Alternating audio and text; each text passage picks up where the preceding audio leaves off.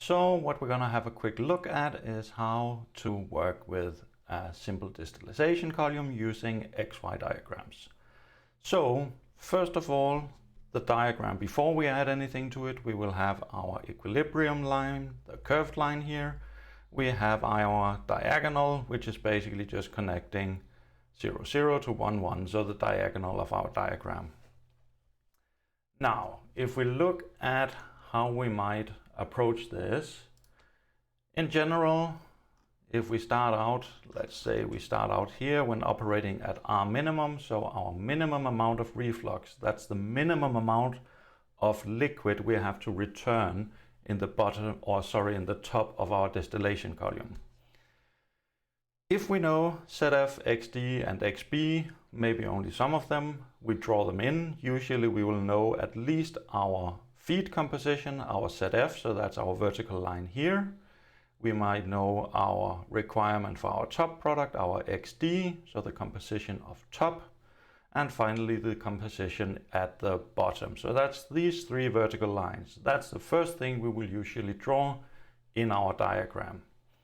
Then we look at the feed, so the stream that's entering into our distillation column. How do we deal with that? There are several options. What you'll usually encounter is either it'll be a liquid at bubble point, in which case your Q value is 1, and that gives you a vertical line. So it would start at our feed intersection with the diagonal right here, and it would just be a vertical line. If it was a vapor at dew point, Q equal to 0, then we would have a horizontal line. So again, it would start at ZF intersecting with the diagonal, and we would just have a horizontal line. If we're somewhere in between, so we have part of our stream has been vaporized, so partial vapor stream, then we need to do a bit of math to figure out what to do. The Q value is defined as the ratio of LF to F. More commonly, we'll calculate it by using our moles of vapor. So usually that's the information you will be given is for instance, let's say 33% of your stream has been vaporized. Then your Q value is 1 minus 0.33, and we have our Q value. We then input our Q value into our equation for our Q line. That's the one we see down here. You can still see it even though I'm there. Actually, I'll just jump to the top right. I'll be interfering less. Now you can see the XD down here. So we have our Q line here. We've calculated our Q value, so we can just put that in. And as you can see, it is a straight line. We have our slope of our Q line in this term, and we have our intersect with our y-axis in this term. So what I would normally do is I would take my feed composition ZF, put that into its spot here. I have my Q value that I calculated earlier, and then I have the term for my intersect with the y-axis. So I go to my y-axis, find the intercept, draw a line from here down to my ZF point here, and that will be my Q line, the blue line that intercepts our equilibrium curve. So that's the first steps, is draw your ZF, XD and XB, look at your feed stream. Is it a liquid, is it a vapor, or is it a mixture? Use that information to draw your Q line, and then we need to draw our operating lines, our green and our red line. Green line, the rectifying section operating line, we just draw a line from our XD diagonal right here and to the point where our Q line hits our equilibrium curve. Similarly, for our stripping section, we draw a line from the intercept of Q line to equilibrium down to our XB.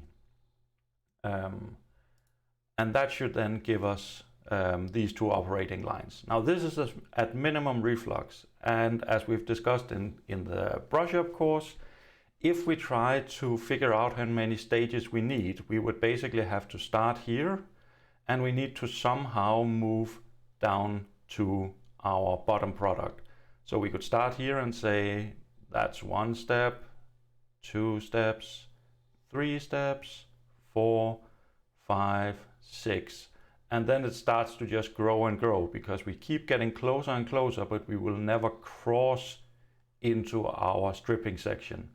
So in this case, we will need an infinite number of stages to achieve this. Okay, we now have our operating lines, our queue lines, our feed information, our top and our bottom information. Now we want to calculate our minimum reflux based off of this. And there are 2 approaches to doing this. Both of them, we will look at our green line, our operating line for our rectifying section. And where do we have it? Either we find the slope of our line. So you see here that the slope will be equal to Rmin over Rmin plus 1, or rearranging, our minimum reflux will be the slope of our line divided by 1 minus the slope. If we look at our drawing, this point we know, this point we can either calculate by finding the intercept of Q line to equilibrium curve, or we can try and read it off, giving us an X and a Y value as well. In that case, we have 2 points, and we can just use math for a linear or for a straight line. We can say that the slope is equal to delta y over delta x, or y2 minus y1, x2 minus x1. These are the coordinates that we can read off in our diagram here and here. Another option is we can extend our rectifying line until it crosses our y-axis, and we can find that intercept. And if we rearrange the equations, we get our minimum reflux is the composition of our top product divided by the intercept, or the intercept of our rectifying operating line with the y-axis minus 1. So that's how we find our R minimum, and we have that now, right? We don't have to do anything else. The next step, of course, is what if we run at a higher amount of reflux, which is what we always do. We find our minimum reflux and then we run our distillation column somewhere above that amount, right? Now, you can either draw the diagram from scratch again. Basically, this is the first part of the previous one. Draw our vertical lines, ZF, XD, XB. Draw our Q line, which hasn't changed. And then we need to find our new operating line, right? So if I jump over here, I'm gonna scroll down. Where do we have it? Here we have it. So in this case, it's the same diagram, but you can see that my 2 operating lines have moved, right?